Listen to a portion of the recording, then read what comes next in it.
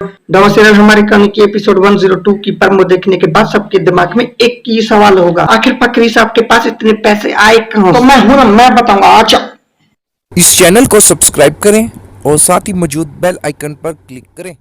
Drama serial हमारे कहानी के नेक्स्ट एपिसोड में आप देखेंगे एक फकरी साहब की माँ फिजा की दादी एकदम दबंग एंट्री करती है और सबकी ऐसी की तैसी कर देती है।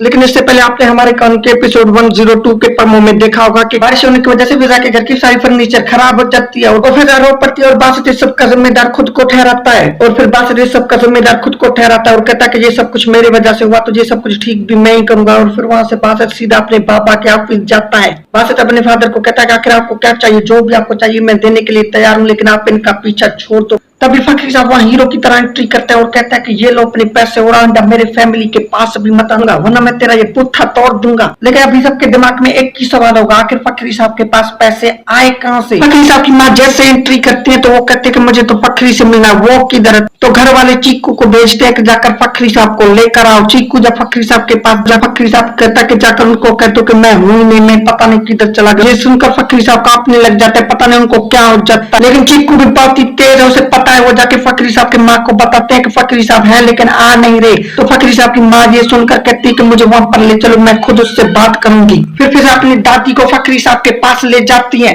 जब फकीर साहब की माँ वहां पहुंच जाती है तो एक गन निकाल लेती है और सीधा फकीर साहब पे तान देती है और कहती है कि मेरे जो पैसे तुम्हारे पास है वो किधर है? मैं 3 तक गिनूंगी, वो पैसे निकाल वरना तू तो बेटा आज गया मेरे हाथ। और फकीर साहब डर जाते हैं और कहते हैं कि मुझे माफ कर दो, मैं आपके पैसे बहुत जल्दी लौटा दूंगा। लेकिन बाद में पता चलता है कि वो गन नहीं, वो तो एक लाइटर है। फकीर साहब की जान निकाल दी थी इन लोगों ने। तो पता चला कि फकीर साहब के पास आखिर पैसे आए कहां से। ये थी हमारी कहानी की नेक्स्ट एपिसोड। मिलते हैं एक न्यू वीडियो के साथ। आज के लिए इतने। अगर वीडियो पसंद आए तो like, subscribe and bell icon on कर देना। मिलते हैं एक न्यू वीडियो के साथ।